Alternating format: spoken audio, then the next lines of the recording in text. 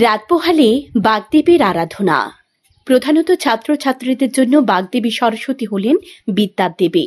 শাস্ত্রীয় বিধান অনুসারে প্রতি বছর মাঘ মাসের শুক্লা পঞ্চমী তিথিতে সরস্বতী পূজার আয়োজিত হয়। এবছর ব্যতিক্রম হচ্ছে না। এবছরও মাঘ মাসের শুক্লা পঞ্চমীতে দেবীর আরাধনা করতে প্রস্তুতি নিয়েছে ছাত্রছাত্রী ও শিক্ষক শিক্ষিকারা। তিথিটি শ্রী পঞ্চমী এবং বসন্ত পঞ্চমী নামেও পরিচিত। ছাত্রছাত্রীরা বিদ্যার দেবীকে অত্যন্ত নিষ্ঠার সঙ্গে পূজিত করেন। এবছর দুদিন পঞ্চমী তিথি, তাই রবিবার এবং সোমবার দুদিনই শ্রী পঞ্চমীর দিন অতি প্রত্যুষে বিভিন্ন শিক্ষা প্রতিষ্ঠান, ছাত্রছাত্রীদের গৃহ ও সার্বজনীন পূজা মণ্ডপে দেবী সরস্বতীর পূজা করা হবে। এর জন্য বাজারে ভিড় বেড়েছে শনিবার সকাল থেকে। শিক্ষক শিক্ষিকা ও ছাত্রছাত্রীরা প্রতিমা ক্রয় করার পাশাপাশি পুজোর সরঞ্জাম ক্রয় করতে ব্যস্ত। পাশাপাশি এদিন ব্যস্ত ব্যবসায়ীরাও।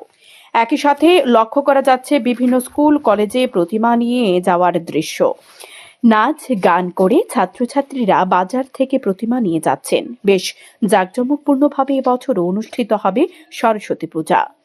ধর্মপ্রাণ হিন্দু পরিবারের এই দিন শিশুদের হাতে খড়ি প্রথাও প্রচলিত রয়েছে।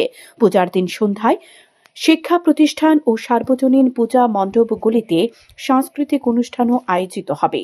পূজার পরের দিনটি শীতলা ষষ্ঠী নামে পরিচিত। আছে মোটামুটি। কিরকম দাম? দাম বড়গুলা ৩,০০০ টাকা, ছোটগুলা ২,৫০০ ২,০০০। চাহিদা কিরকম?